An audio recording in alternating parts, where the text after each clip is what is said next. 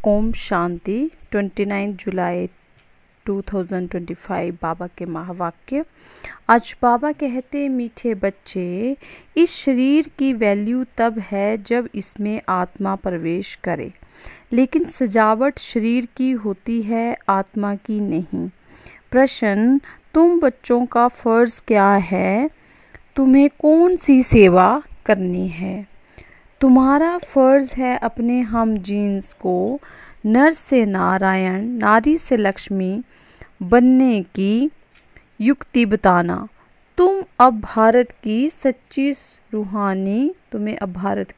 रूहानी सेवा करनी है। तुम्हें ज्ञान का तीसरा नेत्र मिला है। तुम्हारी बुद्धि और चलन बड़ी रिफाइन होनी चाहिए, किसी में मोह जरा भी ना हो। तो ये बाबा ने कहा, किसी में भी जरा मोह नहीं होना चाहिए।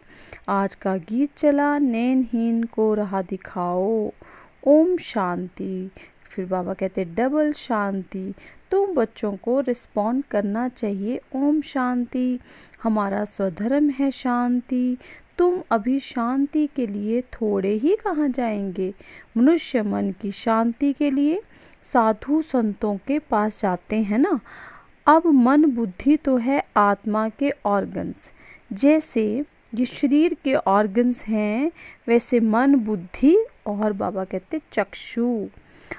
अब चक्षु जैसे ये नैन है, वैसे वो नहीं है। कहते हैं, हे प्रभु, नैनहीन को राह बताओ। अब प्रभु वो ईश्वर कहने से बाप का लब नहीं आता है। बाप से तो बच्चों को वर्षा मिलता है।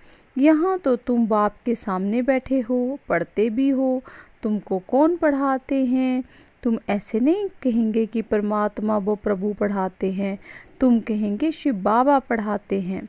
बाबा अक्षर तो बिल्कुल सिंपल है भी बाप दादा। आत्मा को आत्मा ही कहा जाता है, वैसे वो परम आत्मा है। वो कहते हैं, मैं परम आत्मा यानी परमात्मा तुम्हारा बाप हूँ। फिर मुझ पर परम आत्मा का ड्रामा अनुसार नाम रखा हुआ है। क्या नाम रखा है? शिव। ड्रामा में सबका नाम भी चाहिए ना। शिव का मंदिर भी है। भक्ति मार्ग वालों ने तो एक के बदले अनेक नाम रख दिए हैं और फिर ढेर के ढेर मंदिर बनाते रहते हैं। चीज़ एक ही है। सोमनाथ का मंदिर कितना बड़ा है, कितना सजाते हैं। महलों आदि की भी कितनी सजावट रखते हैं। आत्मा की तो कोई सजावट नहीं है, वैसे परमात्मा की भी सजावट नहीं है। क्यों? वो तो बिंदी है। बाकी जो भी सजावट है, बाबा कहते हैं, वो शरीरों की है। बाप कहते हैं ना, हमारी सजावट है ना आत्माओं की सजावट है। क्या कहते हैं बाबा? ना हमारी सजावट है ना आत्माओं की सजावट है, क्योंकि आत्मा है ही बिंदी।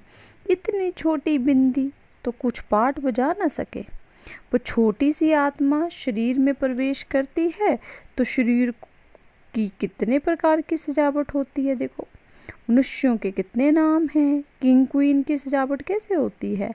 आत्मा तो सिंपल बिंदी है। अभी तुम बच्चों ने ये भी समझा है, आत्मा ही ज्ञान धारण करती है।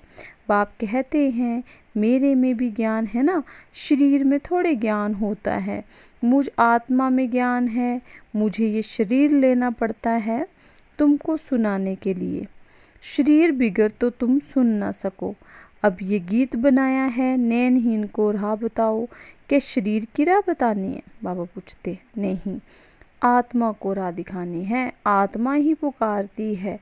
शरीर के 2 नेत्र हैं, 3 तो हो ना सके। तीसरे नेत्र का यहाँ मीन्स मस्तक में तिलक भी देते हैं। कोई सिर्फ बिंदी मुआफिक देते, कोई लकीर निकालते हैं। तो बिंदी तो है आत्मा। बाकी ज्ञान का तीसरा नेत्र मिलता है। आत्मा को पहले ये ज्ञान का तीसरा नेत्र नहीं था। कोई भी मनुष्य मात्र को ये ज्ञान नहीं है, इसलिए ज्ञान नेत्रहीन कहा जाता है। बाकी ये आँखें तो सबको हैं। सारी दुनिया में कोई को ये तीसरा नेत्र नहीं है। बाबा कहते, तुम हो सर्वोच्च ब्राह्मण कुल के। तुम जानते हो भक्ति मार्ग और ज्ञान मार्ग में कितना फर्क है। तुम रचता और रचना के आदि मध्य अंत को जानकर चक्रवर्ती राजा बनते हो। जैसे ICS वाले भी बहुत ऊंच पद पाते हैं, परंतु यहाँ कोई पढ़ाई से CP बाबा कहते, परंतु यहाँ पढ़ाई से MP आदि नहीं बनते हैं। इस पढ़ाई से ऐसी पढ़ाई नहीं है। यहाँ तो चुनाव होते हैं, बाबा कहते दुनिया में बोर्ड्स पर MP आदि बनते हैं।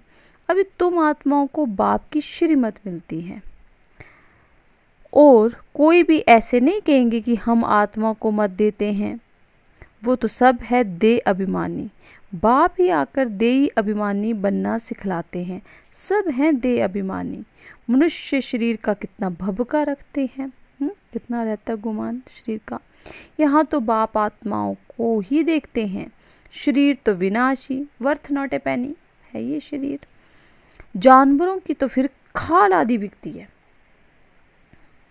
देखो बाबा कैसे कॉन्ट्रास्ट बता रहे हैं कि शरीर की बात है, और अगर जानवरों की बात करें तो जानवरों की तो खाल आदि बिकती है।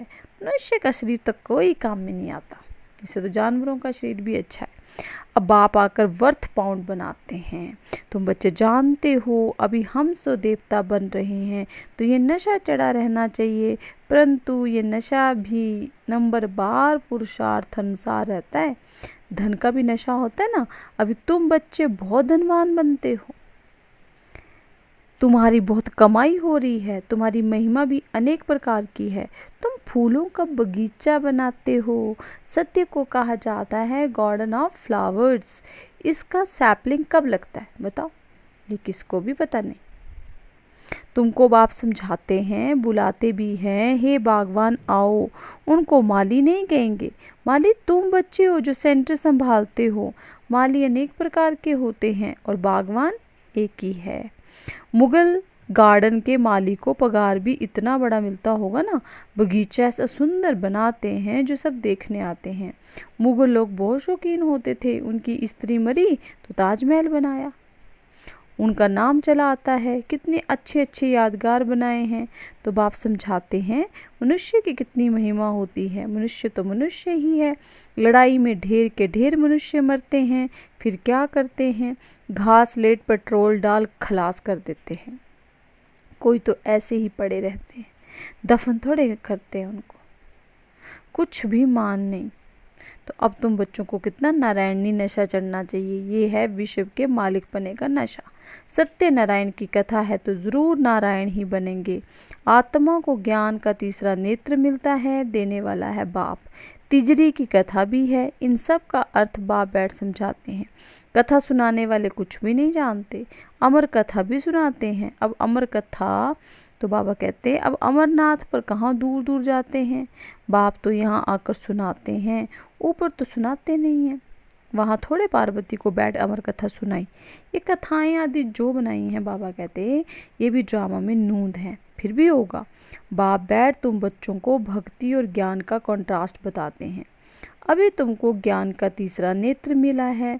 कहते हैं ना, हे प्रभु अंधों को राह बताओ।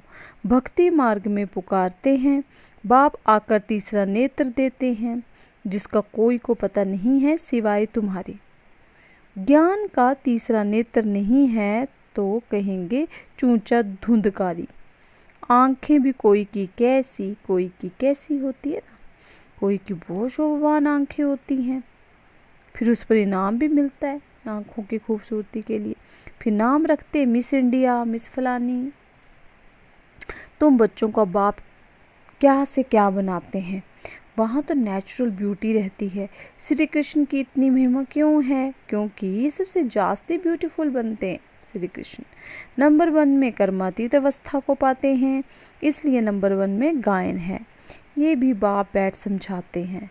बाप बार बार कहते हैं बच्चे मन मना भव। हे आत्माएं अपने बाप को याद करो। बच्चों में भी नंबर बार तो है ना। लौकिक बाप को भी समझो। 5 बच्चे हैं, उनमें जो बहुत सियाना होगा उनको नंबर 1 रखेंगे। माला का दाना हुआ ना, कहेंगे ये दूसरा नंबर है, ये तीसरा नंबर है। एक जैसे कभी भी नहीं होते हैं। बाप का प्यार भी नंबरवार होता है, वो है हद की बात। देखो बाबा वो कहते कि मैं भी नंबरवार ही प्यार करता हूँ, और वो जो बाबा कहते वो हद की बात है, लेकिन ये बेहद की बात है।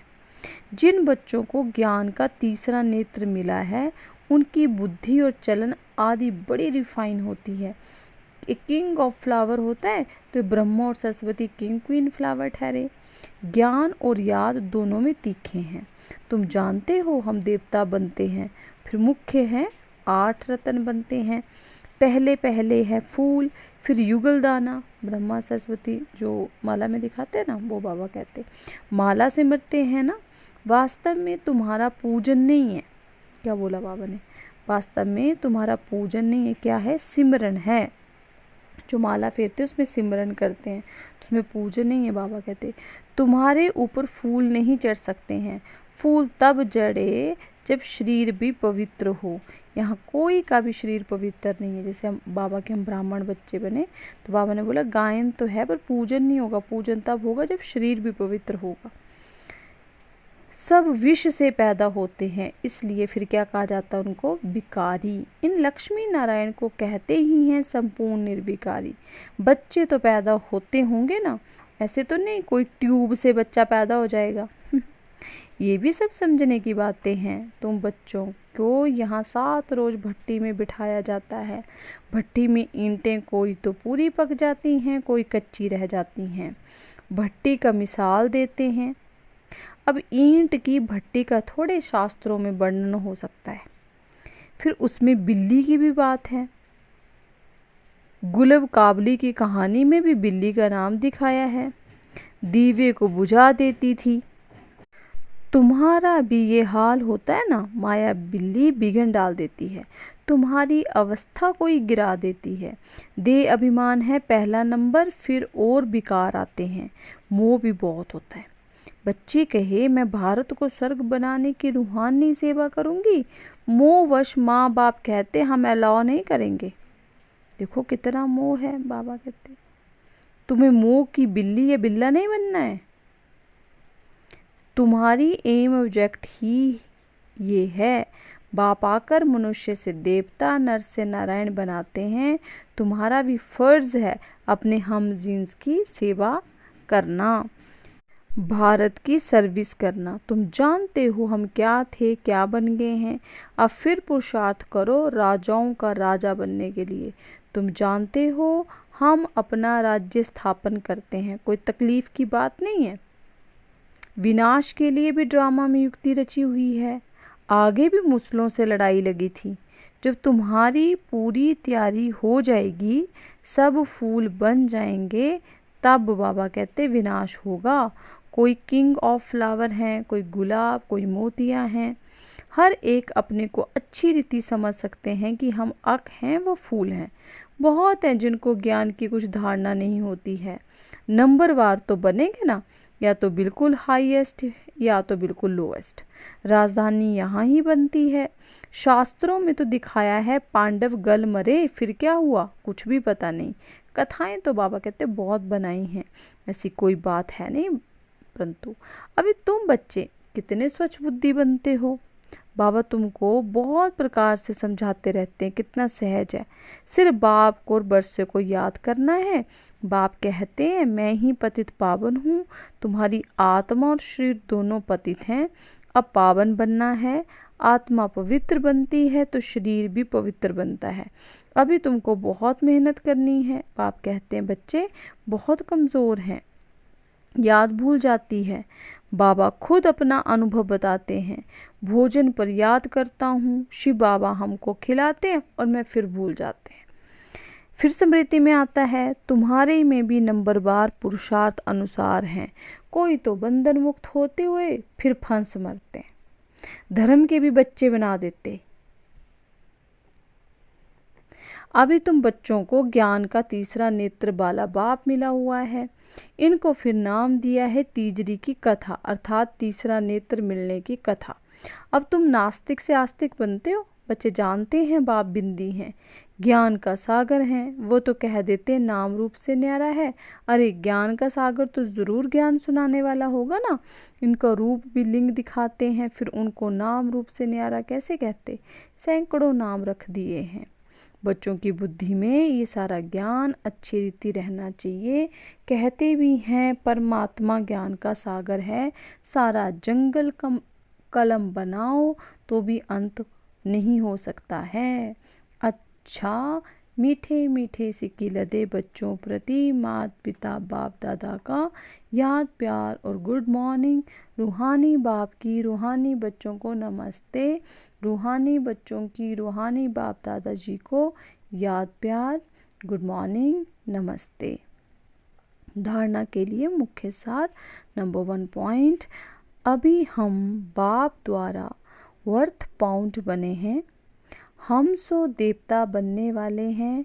इसी नारायणी नशे में रहना है। बंधन मुक्त बन सेवा करनी है।